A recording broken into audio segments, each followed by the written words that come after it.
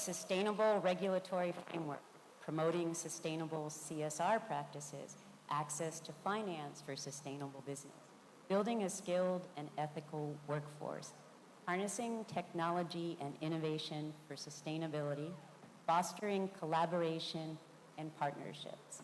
So apologies to all, we're not even going to try, right? I think, Simon, we're going to get at these topics in a pretty organic way.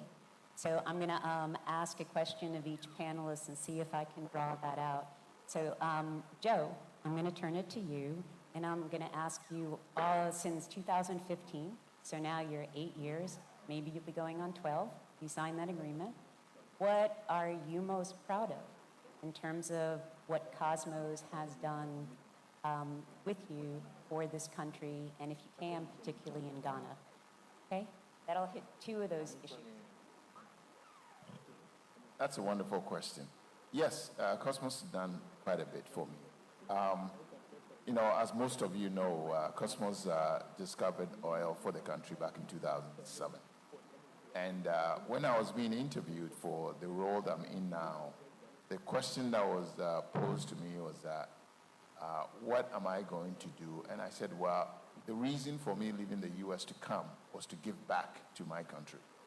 That was my whole mantra. So if Cosmos is going to allow me to do that, then I will take the job. And if they were not, then I'm not interested in the job. My CEO says, we will definitely let you do that. And lo and behold, when I joined, they asked me to start a flagship project. And Ghana, being in the space, agriculture used to be our mainstay.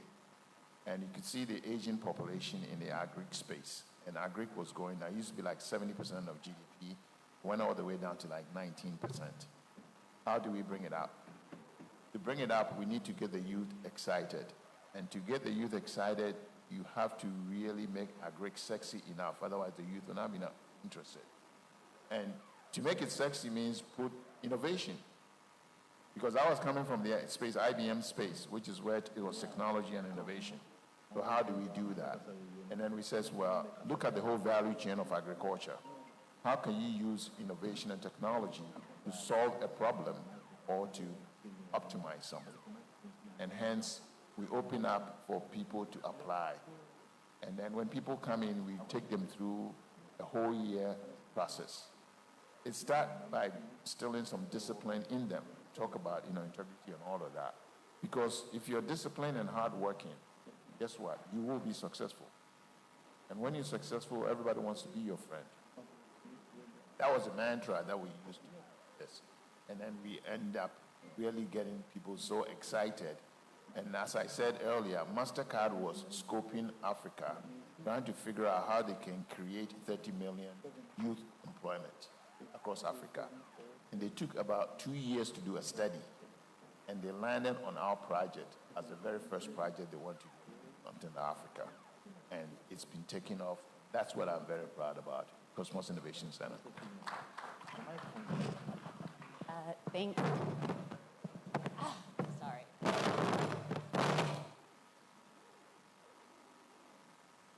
Hello? Thanks, Joe.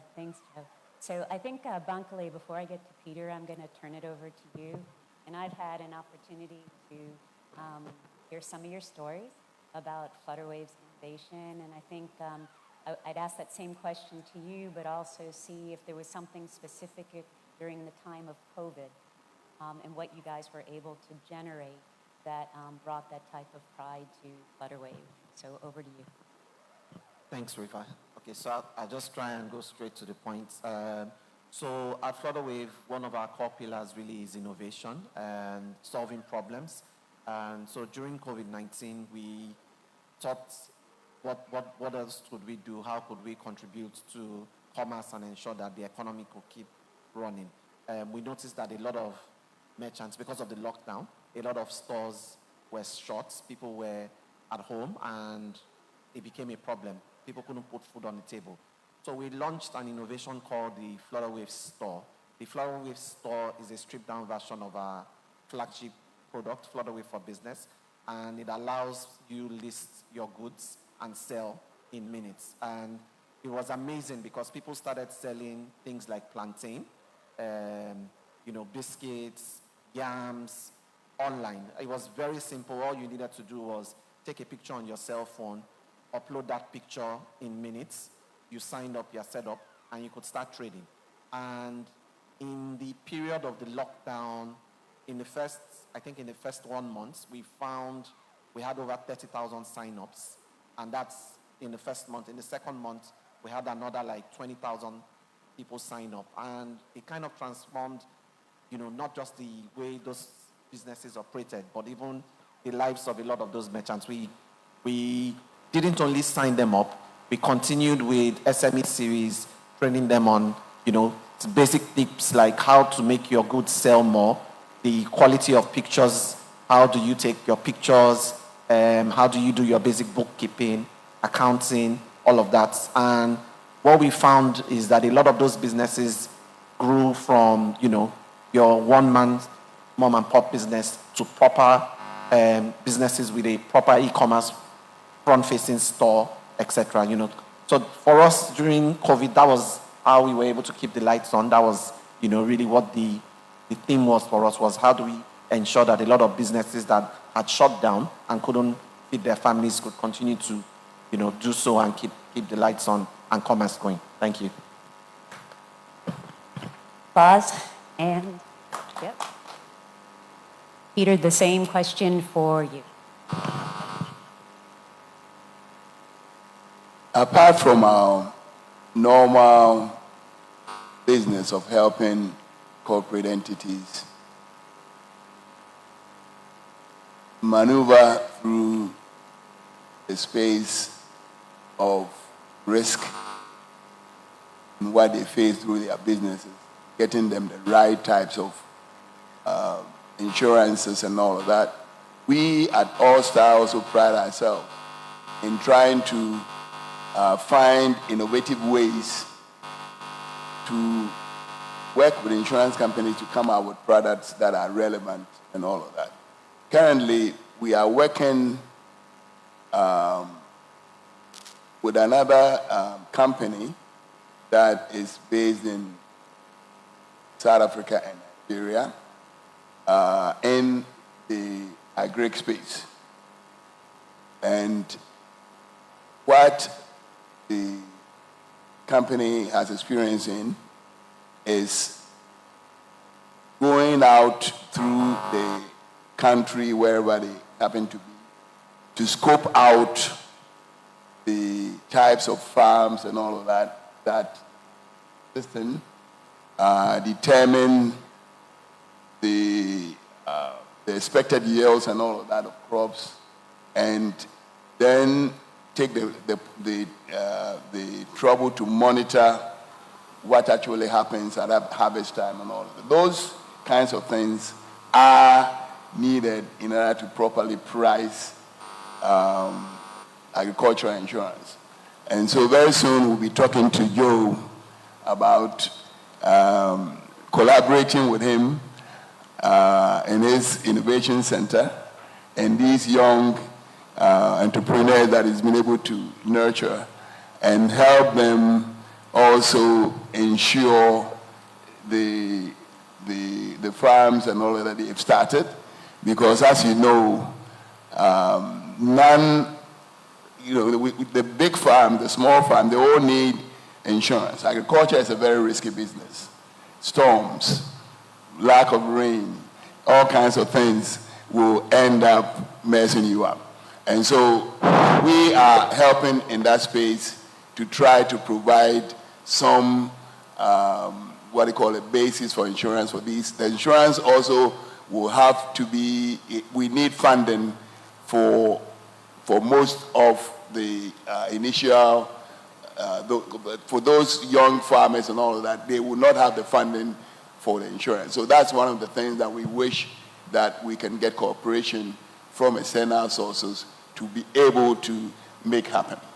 I'm going to give you your wish list. I'm going to let you ask that. So I think, Simon, we hit off CSR practices, skilled ethical workforce, fostering collaboration and partnership. So we have, I think, 3 more issues and 2 more questions. So the next one, I think, Bankole, I'm going to start with you. So there are two sets of questions, and then hopefully one for the audience. I know we have about 12 minutes left. So for Bankole, I know he was in Washington, D.C. He met with Prosper Africa. I know Prosper Africa is in the room. And there's talk about tech for trade and how the U.S. can help companies like Flutterwave, like other ICTs and digital innovations. So I wanted to give Bankole, with the U.S. government interagency in this room, the ability to say what would be most helpful to Flutterwave. I'm going to ask the same question of Joe, and then Peter, you can make your pitch for funding. Here we go. Thanks again, Riva. I think one of the most difficult, let me say what keeps me awake is public policy issues across the multiple countries on the continent where we either have a business or we're trying to get into. Doing business in Africa is extremely difficult. It's also quite rewarding if you get it right. One of the most difficult conversations is around policy and regulation. We do not have harmonized policies or regulations on the continent. For someone like me, from Lagos to Accra, the rules are different. When I go to East Africa, Tanzania, the rules are different from the rules in Kenya. It's different in Uganda, it's different in Ethiopia, and it continues.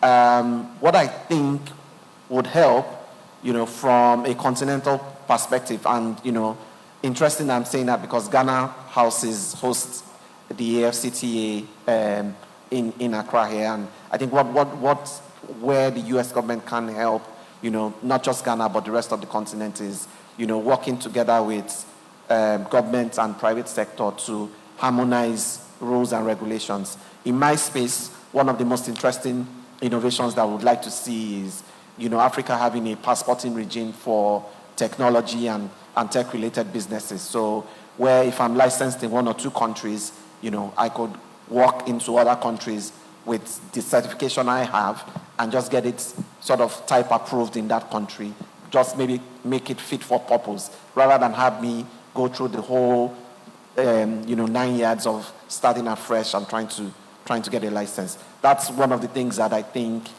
I would love to see happen, with the help of the U.S. government. And another thing I think is capacity building as well. The U.S. has the benefit of having leapfrogged and moved really quickly when it comes to technology. Africa, we have that opportunity as well of, having to learn a lot from the mistakes that they've made and not make those same mistakes. So I think some collaboration, in that space would also help us a lot. Thank you. Okay, thanks Bankole. I know that during COVID, there was an effort on the health side to deal with the passporting, whether it was the certification of rapid diagnostic tests, PCRs, or the protocols, and maybe that's a model. Joe, I'm going to turn it over to you. You have a minute and a half to answer the question, and anything goes. What do you need? Okay, you've got EXIM, USTDA, I don't know, DFC, U.S. Embassy, State Department, etc. Over to you. Well, mine is very, very simple. And the simple nature of it is that we've oftentimes, get together, have discussions, and then try to make things happen. My sole request objective is to hoping that whatever we craft, we find ways to action it. Not just having the collaboration and not taking a follow-up to it. Meaning that U.S. is the biggest economy out there, and yet U.S. export to Africa, it's about 20% of what China does, which I think is woefully inadequate. That needs to change. And to change that, it comes with SME space, small businesses. That's the engine of growth in every environment. So my wish is that whatever we try to engage people here with some of the innovation stuff that I talked about, there could be a lot of relationship development. Once we do that, let's really have concrete steps to really take it to the next level and not just be a discussion for the sake of discussion. That's my hope.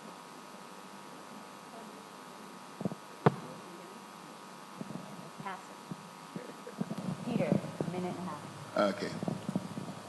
Yeah. Okay. I started talking a little bit about agricultural insurance. And it is very, very important, as we all know. We have been pushing the youth to consider going into agriculture because we believe that our country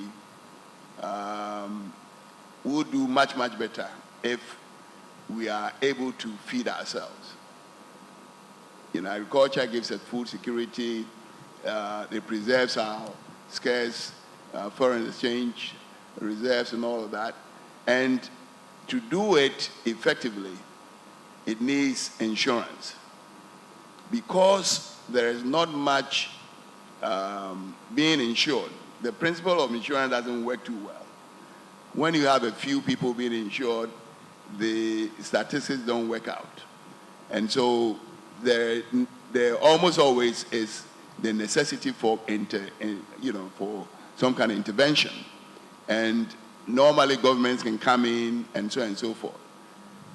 We have a situation where we need rapid growth.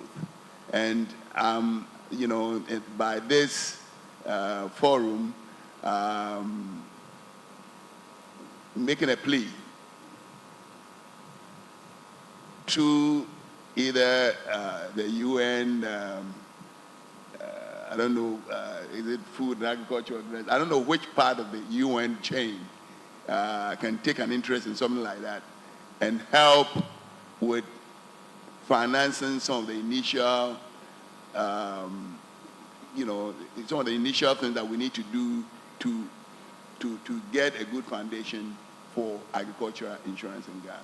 Thank you very much.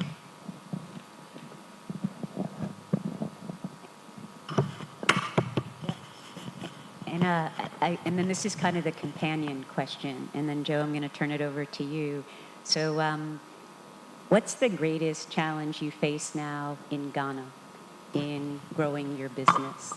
And if there's a priority, if there's something, whether it's regulatory or taxation or infrastructure, what would help Cosmos to be able to reinvest and to bring more value and more jobs to Ghana? Peter, I'm going to ask the same question to you in your space. And Bankole, I think you already answered it with respect to the regulatory challenge globally, so you get a pause on that question. Over to you. Well, I think in the extractive industry, we sit in the same space.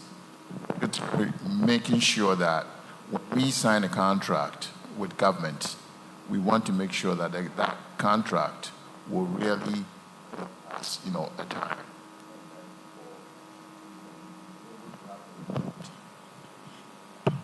Yeah, we can able to have certainty that whatever we have agreed to, the plan will be something that we can have it today, have it tomorrow, and have it for the duration of the contract. So sanctity of contract is very, very important to us. And once we have that, it will allow us to make the investments that we need to make to the country. Second, taxation is also another issue. And, the extractive industry as a whole have had many issues with the taxation, meaning that how the revenue authorities, go after these. One of the things that we have found lacking is that if we don't have enough of the folks on the revenue side fairly knowledgeable about our business, it becomes very difficult for them to do the perfect audits that they're supposed to do. So we, as a chamber, a upstream chamber as the chairman, and we are trying to now create resources to educate the revenue authorities in our industry so that they could do better auditing. And I think that will bring a lot of comfort to all of us. And that's the biggest thing that we worry about: contract sanctity and taxation. Fair. No.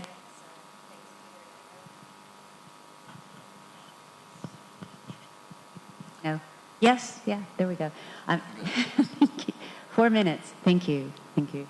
I was going to say that as we're looking also at the issues on the continent of critical minerals and the supply chain projection and how Africa can beneficiate and also U.S. can have access to the type of the minerals that drive green technology, the lessons in the extractive sector for oil and gas are really important. So what's applied there has relevancy going forward.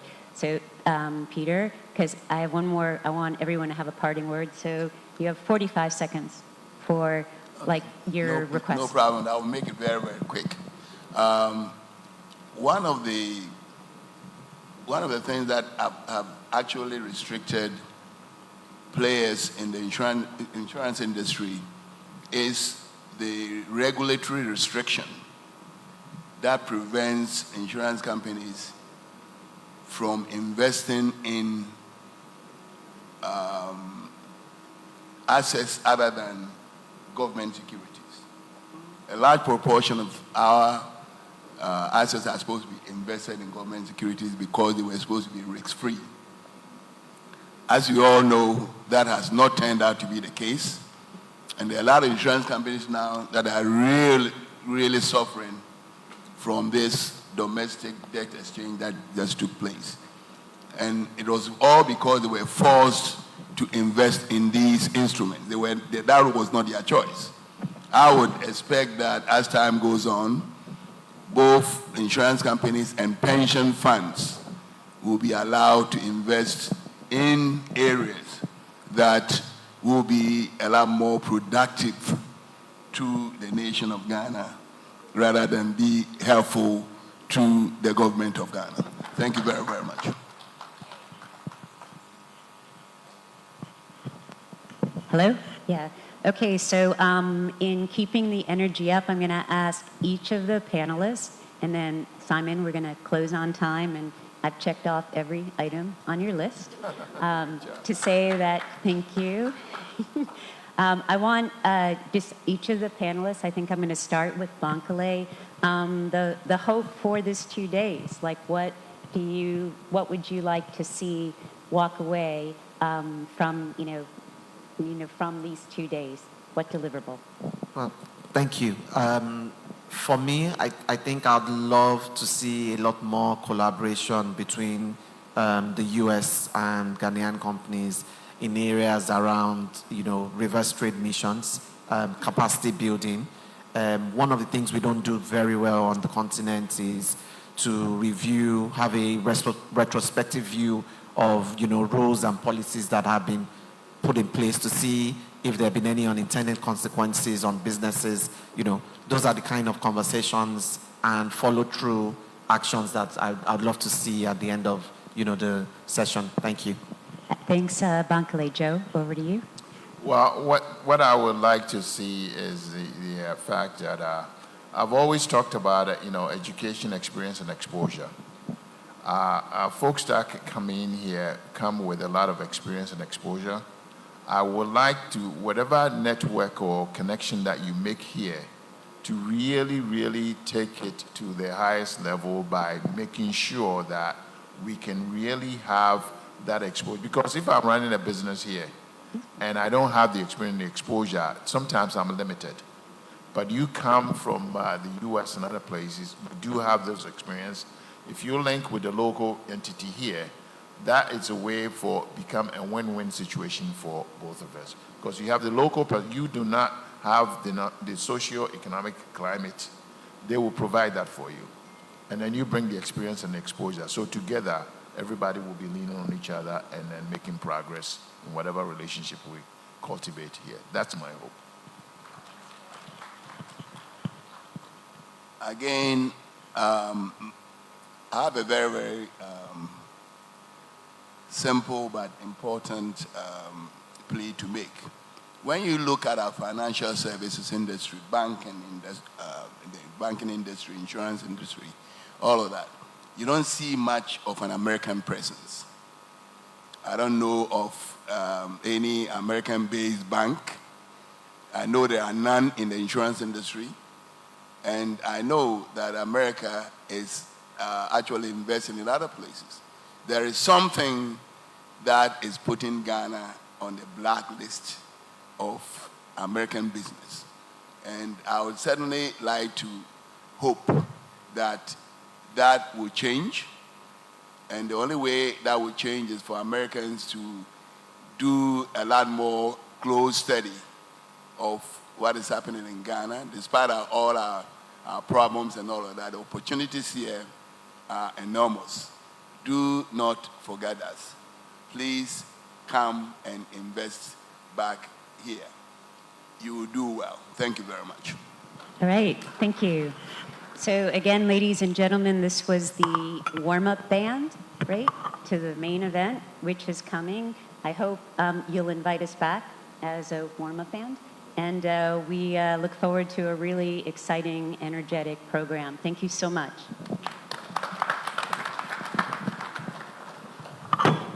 Thank you. Please, a big round of applause for Riva and her team. And your invitation is